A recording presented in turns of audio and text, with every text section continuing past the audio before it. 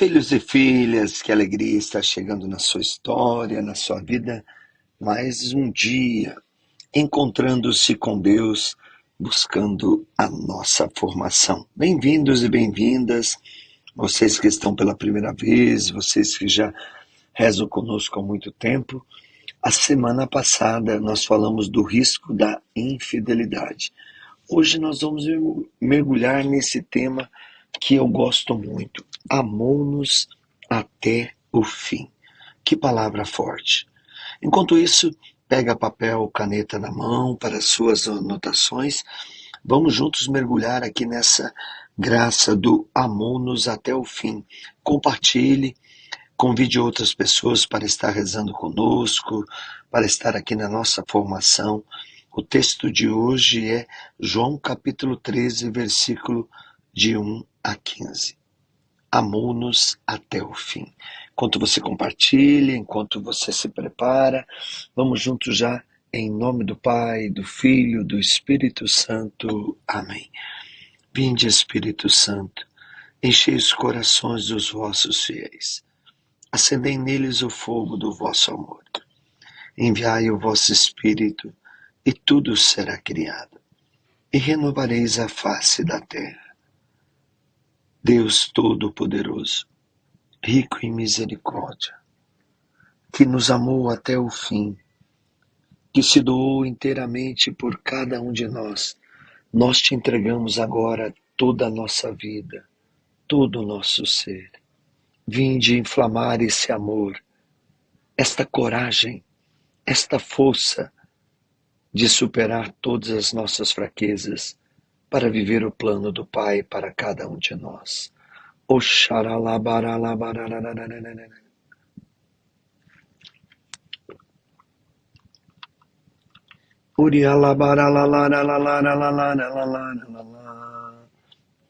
Traga na tua mente, traga no teu coração, nessa formação de hoje, aonde está a tua dor? Onde está a brecha? Onde está a dificuldade que tanto tem te feito sofrer?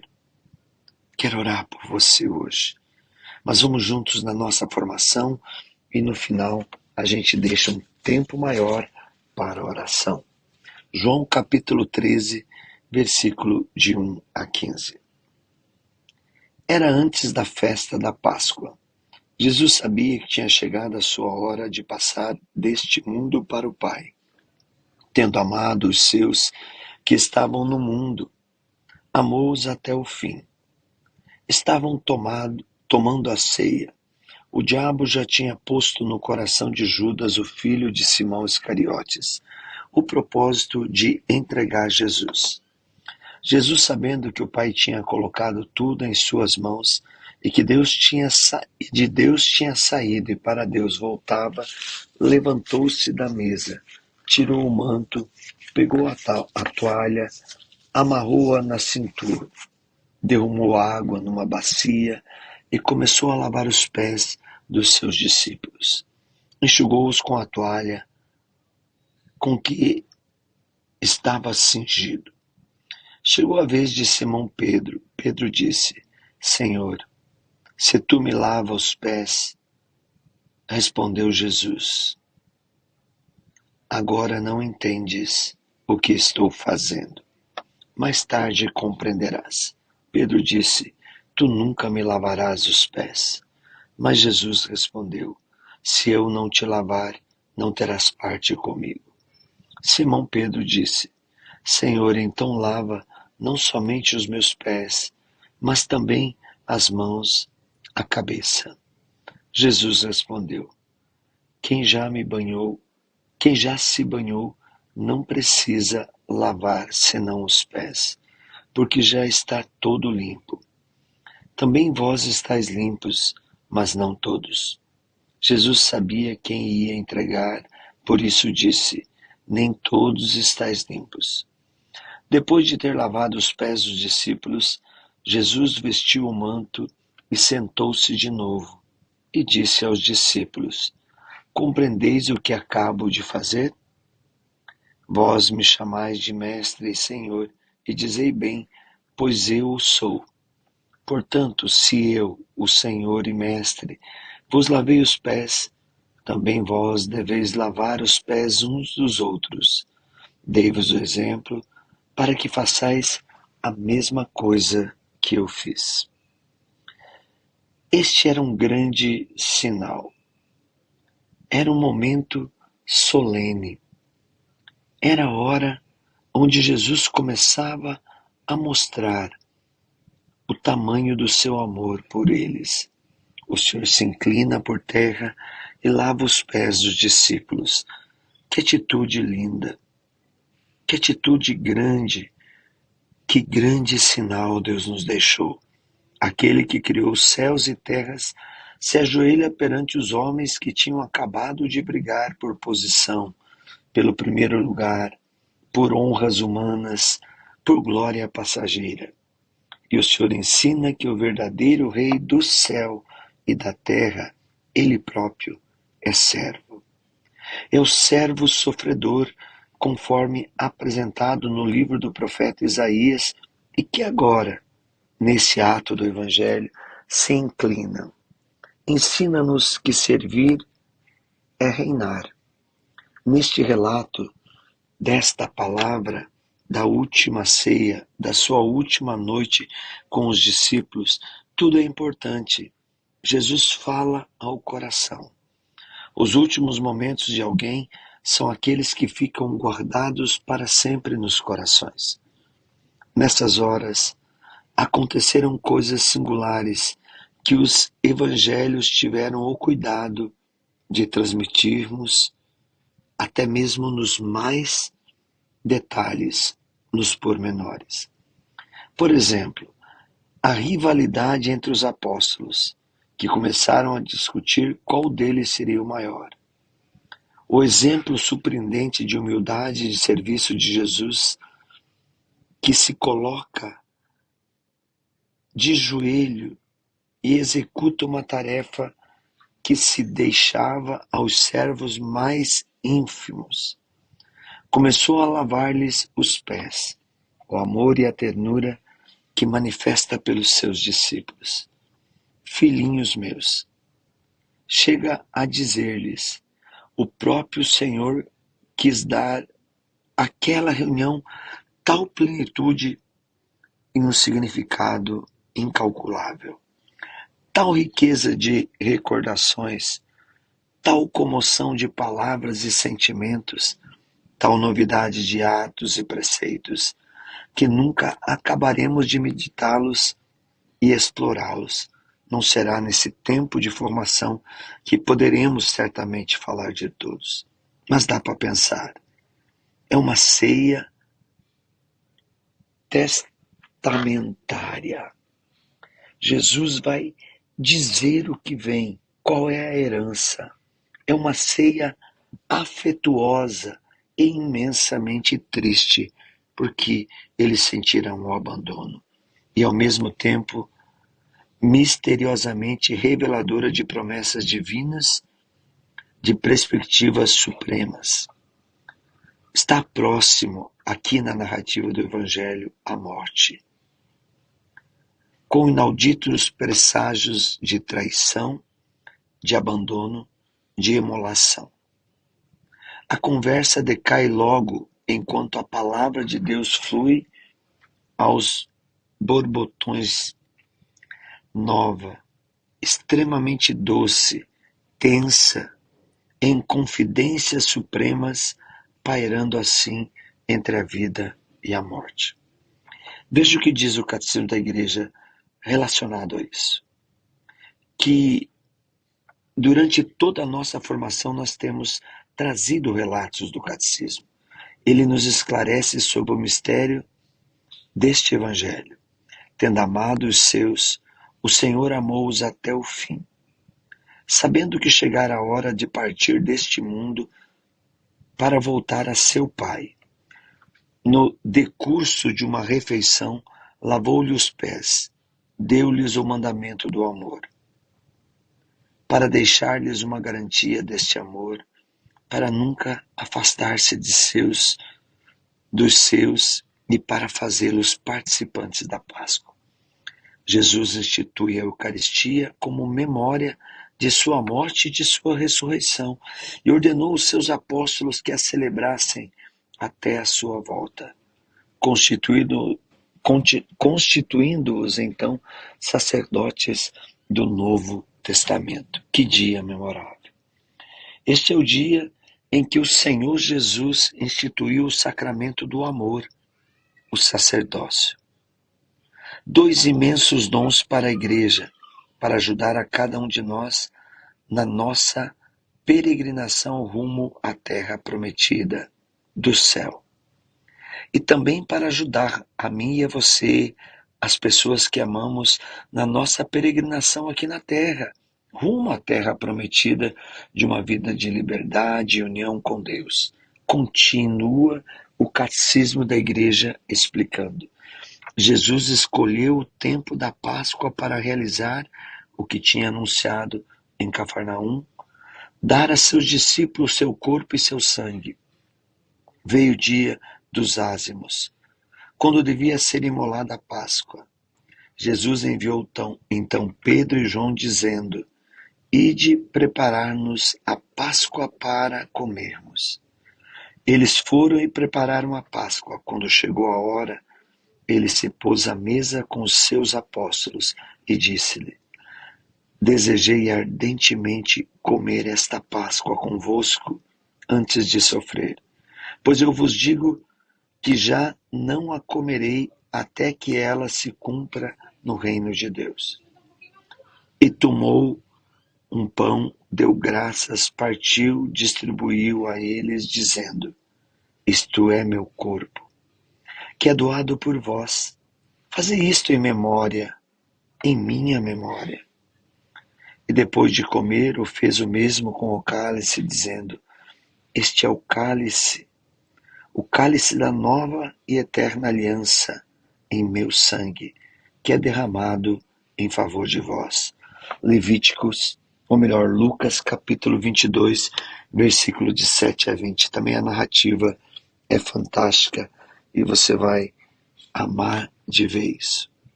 O mandamento de Jesus de repetir seus gestos e suas palavras até que ele volte não pede somente que se recorde de Jesus e do que ele fez, visa a celebração litúrgica pelos apóstolos e seus sucessores do memorial de Cristo, de sua vida, de sua morte e de sua ressurreição, de sua intercessão junto ao Pai.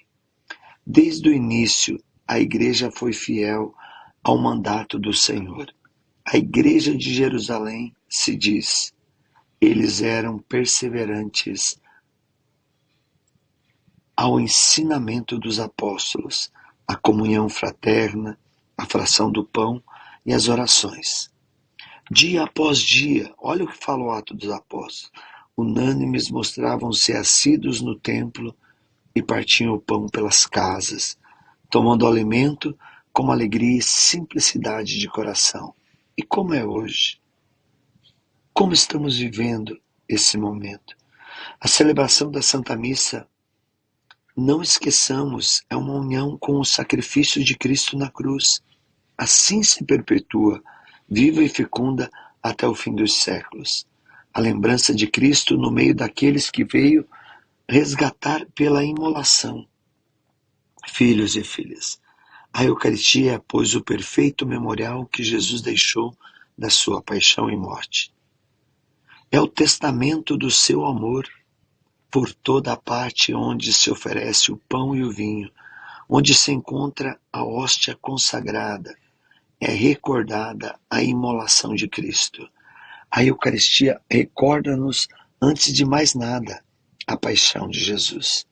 Foi na véspera da morte que Jesus a instituiu e foi como testamento do seu amor que nolo deixou. Porém, filhos e filhas, há ainda um terceiro momento muito solene e marcante desta última ceia. É aí que o Senhor dá aos apóstolos um mandamento novo. Dou-vos um mandamento novo, que vos ameis. É um mandamento novo porque são novos os seus motivos. O próximo é uma coisa com Cristo e por isso é objetivo de um especial amor do Pai. É um mandamento novo, porque o modelo é sempre atual. É um mandamento novo, porque estabelece relações novas entre os homens, porque o modo de cumpri-lo será sempre novo. Como eu vos amei, porque se dirige a um novo e requer corações novos, porque estabelece os alicerces de uma ordem diferente e desconhecida até então.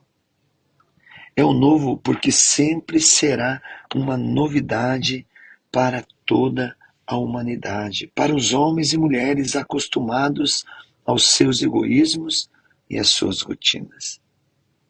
Nesse dia da nossa formação, que desde o primeiro momento falamos rumo à terra prometida, estamos experimentando o amor transbordante de Jesus por nós. E que amor! E Ele nos pede amor também. Amor a Ele em primeiro lugar. São Francisco de Assis nos exorta: o amor não é amado. E em seguida, o pobrezinho de Assis nos exorta a recomeçarmos a amar aqueles que nos odeiam, para surgirmos como o novo amor de Deus e seguirmos o Mestre para mostrarmos que somos cristãos, porque até agora há pouco ou nada fizemos. É hora de refletir, filhos. Chegamos ao final. Eu quero orar, depois trazer a reflexão para essa semana. Senhor, pelo poder de todas as missas celebradas na face da terra, dá-nos a graça da cura, do milagre, da libertação. Tu tens o poder, Jesus. Tu és o rebento do trono do Pai para nós. Vem nos curar, Senhor. O